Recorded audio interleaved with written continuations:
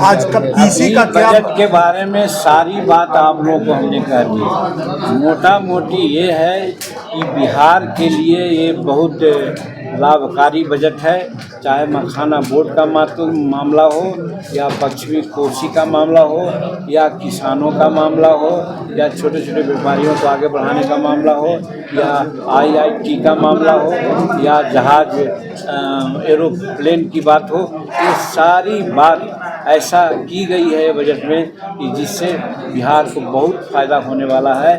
और ये सोच करके कि बिहार के लोग ये न कहें कि हाँ हमें कोई ज़रूरत है, हर चीज़ को प्रधानमंत्री जी ने बिहार को उपलब्ध करा दिया है। खास कर गया की बात करें तो क्या गया में जैसा आपने सुना कि हाँ ये बात हम वहाँ नहीं कहे, बजट में इस बार का नहीं है, वो बजट है 2024-25 का। हाँ एक बार है 24-25 का बजट में दो कॉरिडोर का यहाँ पर उन्होंने स्थापना करने की बात की है, भगवान बुद्ध के नगरी से और भगवान विष्णु के नगरी से।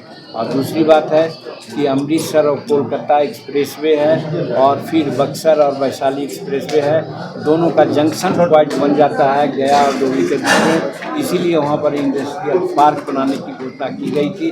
और इस साल बुद्ध भगवान से समर्पित 50 जगहों का भारत में उसको पर्यटन के केंद्र पर उन्नत करने का, आगे बढ़ाने का भी प्रयास किया गया है। जो गया का भी कई एक क्षेत्र ऐसा है जो पर्यटन के दृष्टिकोण से आगे बढ़ने वाला है, उससे बिहार को लाभ मिलेगा और गया को लाभ मिलेगा। किसानों ने उस समय कहा था कि विशेष राज्य के दर्जे की मांग करने वाले इतने ही में खुश हो गए।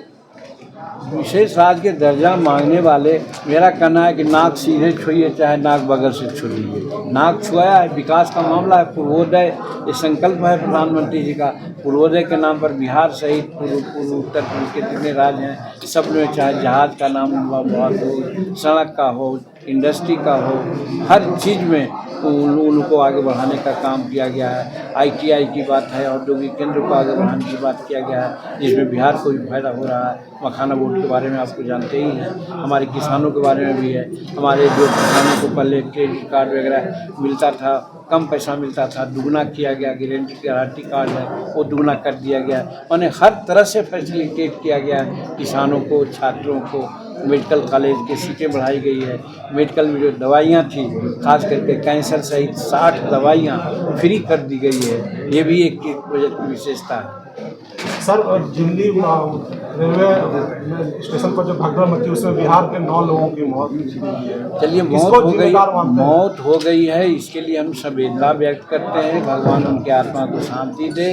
लेकिन जो मौत हुई है उसके लिए वहाँ की सरकार संवेदनशील है, उनको उचित मुआवजा देने की काम करेगी और किन कारणों से मौत हुई है उसकी भी समीक्षा होगी। लेकिन मैं मानता हूँ कि उत्तर प्रदेश में जो अभी कुंभ का मेला चल रहा है, लगभग 52 करोड़ लोग आज तक वहाँ जाकर के स्नान किए हैं। इतने भारी भरकम भीड़ संसार में कहीं नहीं दिखती थी। उस चीज़ को मैनेज किया गया है, तो सरकारी व्यवस्था में कोई कमी नहीं है। कमी हुई आपाधापी में। हमारे जो साथी जाते थे, भक्त लोग जाते थे, कोशिश करते थे कि हम आगे बढ़ें, हम गाड़ी में बैठें, इसलिए कहीं कहीं गाड़ियों के शीशा तोड़ फोड़ की बात आई है। इसके चलते कुछ बातें हुई है। ये कोई लॉ एंड ऑर्डर का मामला नहीं है या प्रबंधन का कोई कमी की बात नहीं है। सर यादव ने कहा कि रेलवे मिनिस्टर की एक कमी है, वो अपनी जिम्मेदारी लेकर इस्तीफा। एकदम गलत बात कहा, थोड़ी दलील है। क्यों देंगे? इतनी सारी सुविधा दी है, इतने गाड़ी बढ़ाए हैं। आज गया से था 4-5 गाड़ी स्पेशल गाड़ियां जा रही है, जिसको चर्चा नहीं किया गया है। गाड़ी पहले वाला में सीट नहीं मिलती है, पीछे वाली गाड़ी में ऐसा हुआ कि बहुत सी गाड़ी खाली चली गई है। इस रूप में प्रबंध किया गया है, तो इसलिए हमारे रेलवे मंत्री को इस्तीफा की क्या बात है। रेलवे मंत्री को जितना करना चाहिए था उससे ज़्यादा उन्होंने किया। सर यादव ने कहा है कि महाकुंभ जो है वो फालतू की चीज़। अब देखिए, ये आस्था का चीज़ है, हमारा हिंदुस्तान आस्था का चीज़ है। यहाँ पर बहुत से लोग हैं कि जिसको आस्था नहीं है, प्रकृति में विश्वास करते हैं, अपने कर्म में विश्वास करते हैं, उनकी अपनी बात है। लेकिन किसी की आस्था को पर हम प्रभाव नहीं कर सकते हैं। अगर उनकी आस्था है तो वो जाते हैं, स्नान करते हैं, पूजा करते हैं, पाठ करते हैं। और हमारा संविधान भी यही कहता है कि हम किसी के धार्मिक ये पर प्रतिबंध नहीं लगाएंगे। सबको प्रचार करने का, प्रसार करने का, पूजा करने का, धर्मार्जन करने का अधिकार है, ये हमारे संविधान ने दिया है। इसके लिए एक कहना अगर कोई करते हैं तो उनका कहना गलत है। लालू यादव ने अपने हल्फानामा में बड़े बेटा ये तेजस्वी यादव को बताया, जबकि तेज प्रताप है। अब क्या कारण है अब तो वही जान सकते हैं। अब इस समझ में तो बड़ी सी बात हमारे दिमाग में है, लेकिन उसको हम आपके माध्यम से नहीं कहेंगे। सर क्या लगता है सर कि सर, ये जानना चाहूँगा घोटाला भी हो सकता है? अब यही आप समझ लीजिए। हम नहीं कहेंगे भाई, हम कहेंगे तुरंत बवाल हो जाएगा, लेकिन है कहीं घोटाला।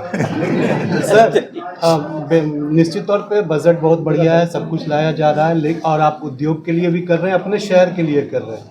लेकिन बीती रात इसी शहर में उन लोगों के यहाँ चोरी हुई है 5 घरों में, जो कि उद्योग में पैसा लगा सकते हैं। रात एक साथ 5 शोरूम में, कार 4 पहिया वाहनों के शोरूम में चोरी हुई है। ये समाचार हमको भी मिली है, ये दुखद बात है। यहाँ के सीनियर एसपी और आईजी से भी हमारी बात हो रही है और हम इस पर कंसर्न जाहिर कर रहे हैं कि भाई आप लोग अच्छे आदमी हैं, उसके बावजूद भी ये घटना घट रही है, इसको सीरियसली देखिए। यहाँ ही नहीं, हमारे गांव में भी अगल बगल में हुई है, उसका भी मुद्दा लेकर के हमने कहा, टास्क दिया है यहाँ के सीनियर एसपी और आईजी को कि 1 सप्ताह के अंदर इस पर कार्रवाई कीजिए, और नहीं तो फिर आपके अगेंस्ट में हम लोग बात करेंगे।